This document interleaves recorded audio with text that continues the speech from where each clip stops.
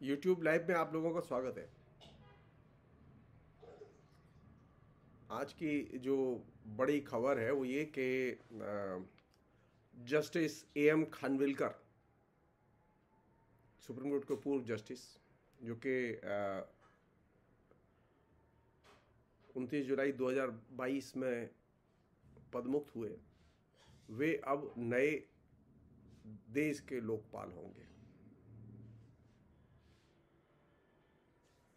और ये बहुत ही मतलब सीक्वेंस देखें आप, मतलब जिसे कहें कि ग्रांड नरेटिव जो डेवलपमेंट है। आज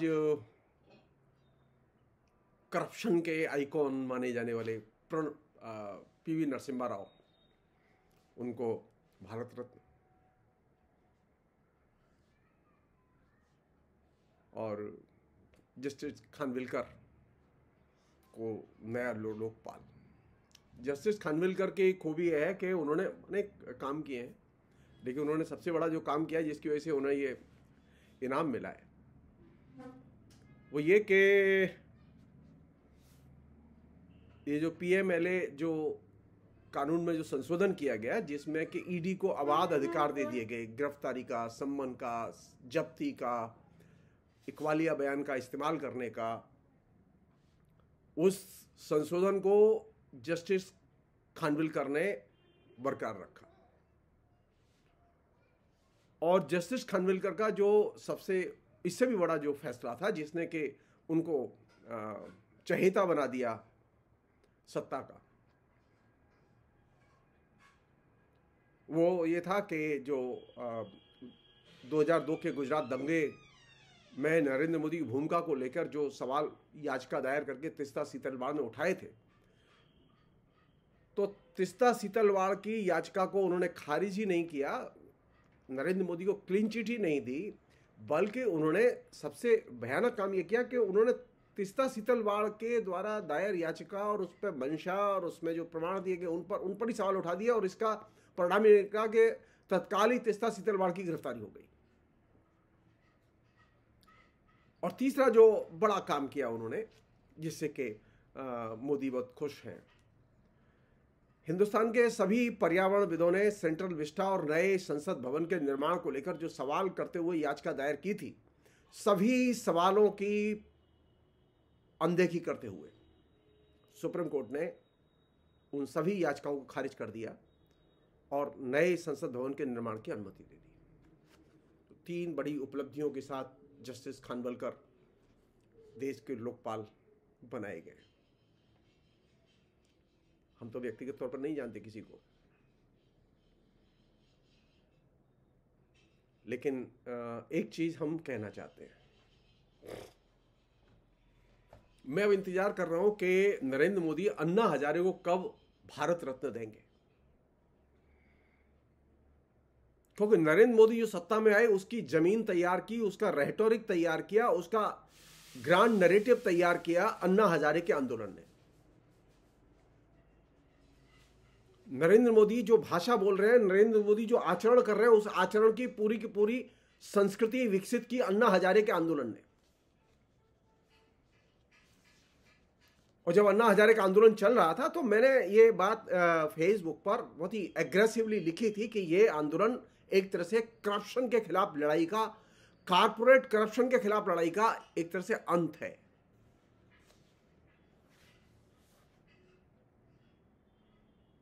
देश एक तरह से अंध भक्तों की तरह दौड़ रहा था अन्ना अन्ना अन्ना करते हुए, वैसे ही जैसे देश अब दौड़ रहा है मोदी मोदी मोदी करते हुए।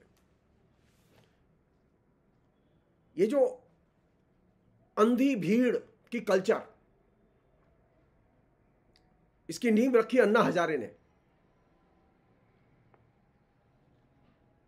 और उसका एक बड़ा परिणाम था कि कारपोरेट घरानों के खिलाफ लड़ाई एक तरह से खत्म हो गई। सब लोग जानते हैं, आप लोग, नरेंद्र मोदी किस पृष्ठभूमि में आए, उसकी पृष्ठभूमि तैयार की अन्ना हजारे ने और उनके आंदोलन ने।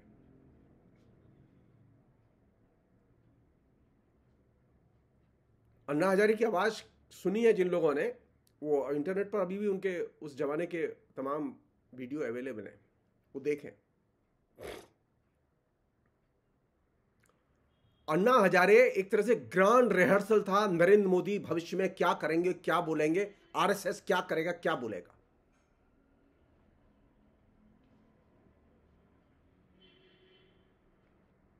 अन्ना हजारे सैनिक की भाषा में, हायरार्की की भाषा में बोलते थे। नरेंद्र मोदी हायरार्की की भाषा में बोलते हैं। अन्ना हजारे गांधी की भाषा में नहीं बोलते थे।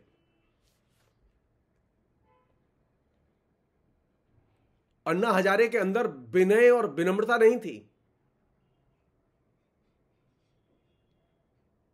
यह संयोग की बात है कि जो चीज अन्ना में नहीं थी वो चीज मोदी में भी नहीं है।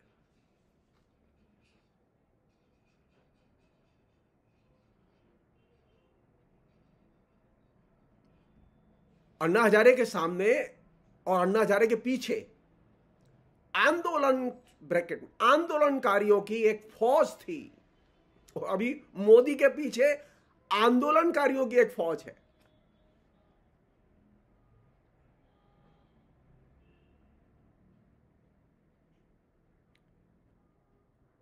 अन्ना हजारे ने जिस तरह के भाषण दिए, उस भाषण का एक ही लक्ष्य था और मकसद था और अर्थ था। क्या वो आने वाले समय में भाषण निरर्थक होंगे, रेटोरिक निरर्थक होगा?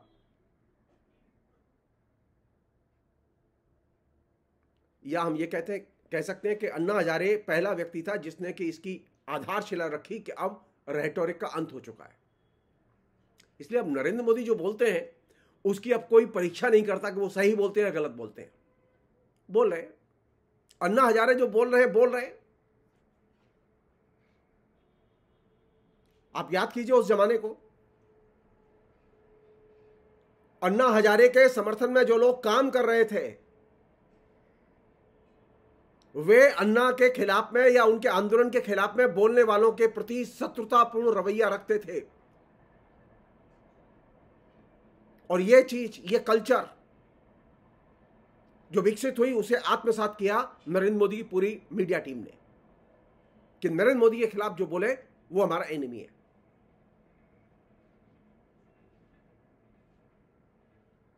अन्ना हजारे के आंदोलनकारियों का जो उनके खिलाफ बोलते थे उनके प्रति एकदम असहिष्णु और शत्रुतापूर्ण रवैया था। और कई बार यह भी देखा गया कि वे गाली गलौज की भाषा देते थे। ये वो एक ग्राउंड बनी जिसमें के बीजेपी का मीडिया सेल विकसित हुआ और खड़ा हुआ। जो लोग सोचते हैं कि नरेंद्र मोदी अचानक लोकसभा के इलेक्शन में आए, उतरे 2004 में, 14 में और जीत गए और सत्ता में आ गए, वो गलतफहमी के शिकार है। असल में अन्ना हजारे की टीम ने जो होमवर्क किया और ग्राउंड वर्क किया, उसने नरेंद्र मोदी के लिए लाल कारपेट बिछा के स्वागत की तैयारियां की।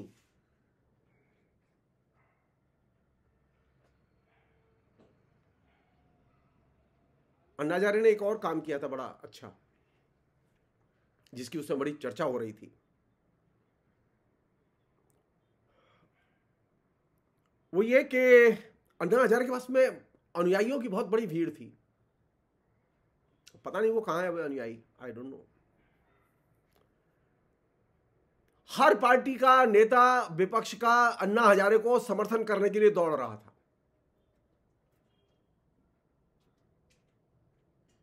कोई पार्टी पीछे नहीं रहना चाहती थी, चाहे वो लेफ्ट हो, चाहे वो राइट हो, चाहे वो कांग्रेस के लोग हो।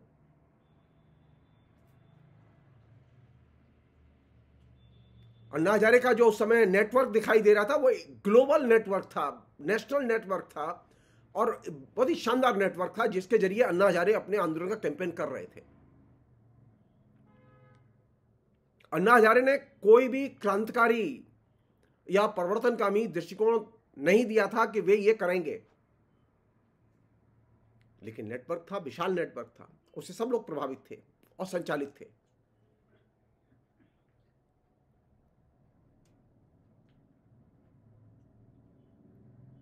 और वे लोग एक ही काम कर रहे थे कि वे डिजिटल का बहुत ही ज़्यादा बड़े पैमाने पर इस्तेमाल कर रहे थे और डिजिटल के जरिए, वो इंटरनेट के जरिए, ट्विटर के जरिए हैवी कैंपेन कर रहे थे।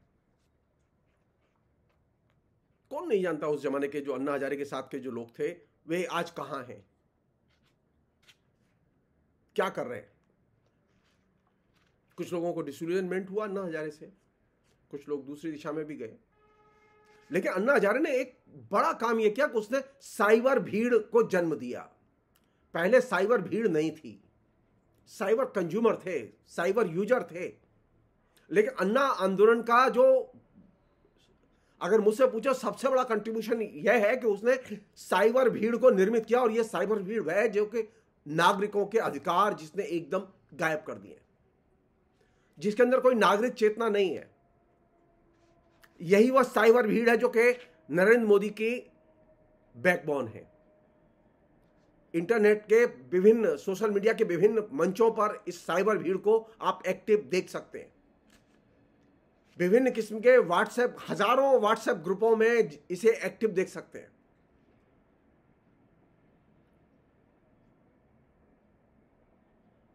इस साइबर भीड़ का उस समय अन्ना साझा एजेंडा था, अभी मोदी साझा एजेंडा है। यानी ये जो ग्राउंड वर्क अन्ना ने तैयार किया, जिसको पर कि बाद में रिप्लेस किया नरेंद्र मोदी ने, उसने एक बड़ा काम किया। दूसरा वो ये कि अब विभिन्न राजनीतिक दलों की, विभिन्न ट्रेड यूनियनों की, विभिन्न सामुदायिक समूहों की, उनकी लड़ाइयों की कोई अब बहुत बड़ी भूमिका नहीं है। अन्ना आइकॉन थे।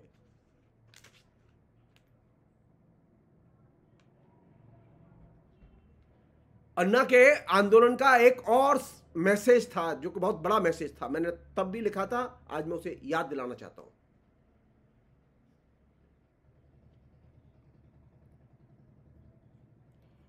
मैंने एक किताब लिखी थी उस जमाने में, ये छपी थी, अन्ना हजारे, मीडिया, भ्रष्टाचार और डिजिटल कैपिटलिज्म।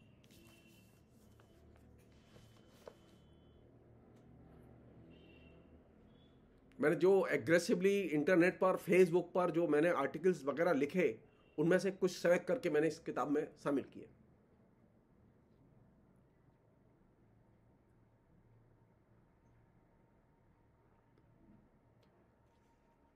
तो अन्ना हजारे ने जो साइबर भीड़ तैयार की, अब वो भीड़ का नायक कौन है? अन्ना नहीं है, और उस भीड़ का नायक है नरेंद्र मोदी। हमने तब भी लिखा था, आज भी हम कह रहे हैं इस बात को, साइबर भीड़ के आने का और साइबर कम्युनिकेशन के चैनलों के एग्रेसिवली एक्टिव होने का, और उसमें भी अन्ना समर्थकों के एक्टिव होने का, जिनको, जो कि कालांतर में रूपांतरित हुए बीजेपी के मीडिया सेल में, आरएसएस के मीडिया सेल में, उनकी गतिविधियों से लोकतंत्र को बड़े पैमाने पर नुकसान उठाना पड़ा है। और कॉर्पोरेट हाउसेस के खिलाफ में जो लड़ाई पहले दिखाई देती थी, वो गायब हो गई। अन्ना के आंदोलन की एक और बात थी जो कि मोदी में भी है, बल्कि ये कहना ज्यादा सही होगा कि मोदी ने अन्ना से बहुत सारी चीजें सीखी, जो अन्ना ने विकसित की, मीडिया के जरिए लोगों की हैबिट में उतार दी, लोगों के संस्कार में उतार दी, वह चीज नरेंद्र मोदी ने एडॉप्ट की।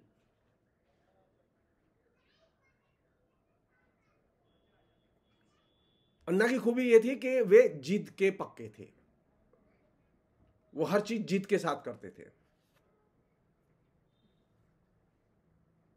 और उनका मोटो था, मैं सही और सब गलत। ये दोनों चीजें,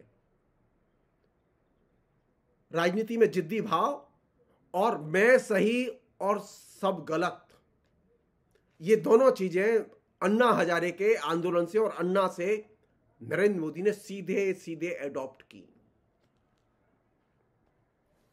और इसका एक ही परिणाम था जो अन्ना हजारे के लिए भी है, और इसके, मैं सही और सब गलत, इसका मतलब यह है कि मेरी समाज के प्रति कोई जिम्मेदारी नहीं है, मेरी लोकतंत्र के प्रति कोई जिम्मेदारी नहीं है। मेरी लोकतंत्र में कोई जवाबदेही नहीं है। दिलचस्प है ये। करप्शन पर बात कर रहे हैं, अन्ना भी बात कर रहे थे, लेकिन वे जवाबदेही नहीं है उनकी। नरेंद्र मोदी भी करप्शन पर बात कर रहे हैं, लेकिन इनकी जवाबदेही नहीं है लोकतंत्र में। तो अन्ना ने जो आइडियोलॉजिकल फ्रेमवर्क निर्मित किया था, जिस पर कि सवार होकर नरेंद्र मोदी अवतरित हुए, मैं सही और सब गलत, और मेरी ये जिद है, ये दो जो फ्रेज थे जिनका कि अन्ना सबसे ज्यादा इस्तेमाल करते थे हठी राजनीतिक व्यक्ति की तरह, उसमें लोकतांत्रिक जवाबदेही का कोई स्थान नहीं था। और ये एक बड़ा पैराडाइम शिफ्ट था डेमोक्रेसी के लिहाज से।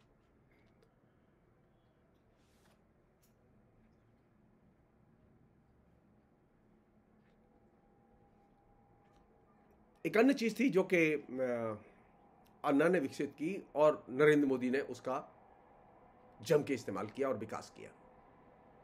अन्ना की खूबी यह थी कि मैं डेमोक्रेटिक सिस्टम के बाहर ऑपरेट करूंगा, मैं डेमोक्रेटिक सिस्टम के बाहर रमण करूंगा। नरेंद्र मोदी के अंदर यह चीज है कि मैं लोकतांत्रिक व्यवस्था के बाहर रमण करूंगा।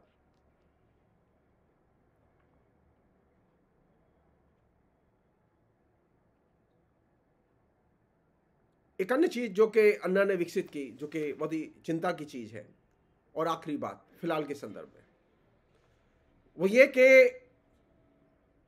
अन्ना ने एक लोकतांत्रिक व्यवस्था के काल्पनिक संसार, जिसका वास्तविकता से कोई संबंध नहीं, वो निर्मित किया। ठीक ये जो काल्पनिक जो लोकतांत्रिक संसार है, इसे कैश किया है नरेंद्र मोदी ने अपने पूरे कैंपेन के जरिए। नरेंद्र मोदी के 10 साल पूरे हो रहे हैं, हिसाब लिया जाना चाहिए। तो वह जो लोकतांत्रिक दुनिया का जो काल्पनिक संसार विकसित किया, उसमें लोकतांत्रिक संस्थाओं और लोकतांत्रिक मूल्यों की कोई कीमत नहीं, जगह नहीं, मूल्य नहीं, मूल्यांकन नहीं, प्रोसेस नहीं, स्वीकार्य नहीं, बल्कि लोकतांत्रिक संस्थाएं तो भेड़ बकरी की तरह हैं, इन्हें हम जिधर चाहेंगे उधर हाँक ले जाएंगे। अन्ना ने भी यही किया था। लोकतांत्रिक संस्थाओं को अन्ना हाँक रहे थे, अब ये संसद में आके हाँक रहे हैं। अगर मुझसे पूछें कि जो अन्ना का जो सबसे बड़ा पॉलिटिकल कंट्रीब्यूशन है, वो है एंटी करप्शन मूवमेंट नहीं, उसका सबसे बड़ा कंट्रीब्यूशन है नरेंद्र मोदी। अन्ना ने एक आदत पैदा की, लोग अन्ना के भक्त थे, ऑब्सेशन था अन्ना को लेकर लोगों में उस समय। अब अन्ना चले गए, लेकिन ऑब्सेशन की बीमारी छोड़ गए। अब लोगों में अन्ना की बजाय मोदी को लेकर ऑब्सेशन है। मोदी ने वे सारे जो तरीके थे, मुहावरे थे, भाषा थी, आदतें थी अन्ना के आंदोलन की और अन्ना की, वे सारी की सारी एडॉप्ट की।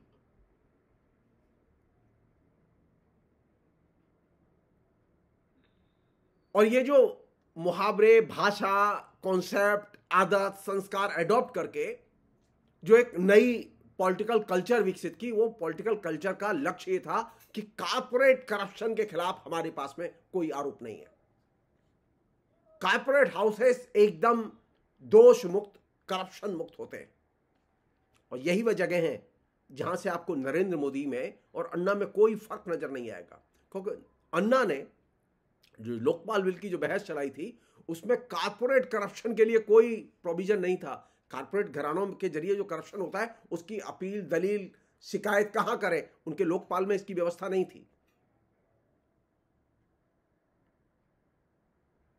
जो सबसे दिलचस्प बात है वो ये कि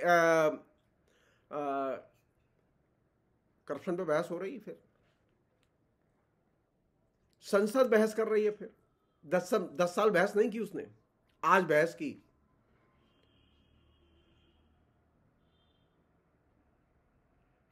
सवाल यह है कि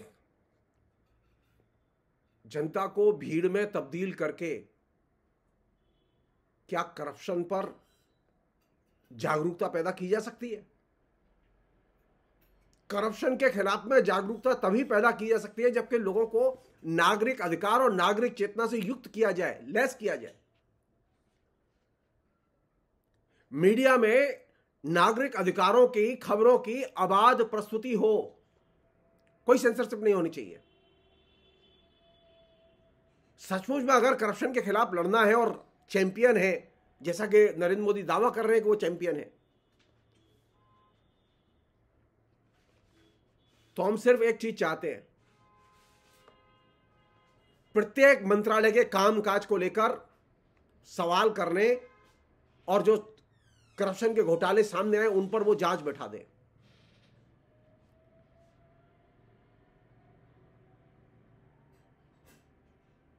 सीएजी की 12 मंत्रालयों की रिपोर्ट्स आ चुकी हैं, पार्लियामेंट में रखी जा चुकी हैं, जिनमें कि ये पता चला है कि विभिन्न मंत्रालयों में किस रूप में करप्शन हुआ है। नरेंद्र मोदी ने कहीं पर भी किसी पर भी जांच नहीं बिठाई है। इसलिए अन्ना भी निर्दोष चले गए करप्शन के खिलाफ लड़ते लड़ते, उन्माद पैदा करके। नरेंद्र मोदी भी करप्शन के बारे में बोलते बोलते निर्दोष जाने की तैयारी कर रहे हैं। दावा क्या है? इस बार 400 के पार। हम ये कहेंगे इस बार गंगा के पार। फिलहाल इतना ही।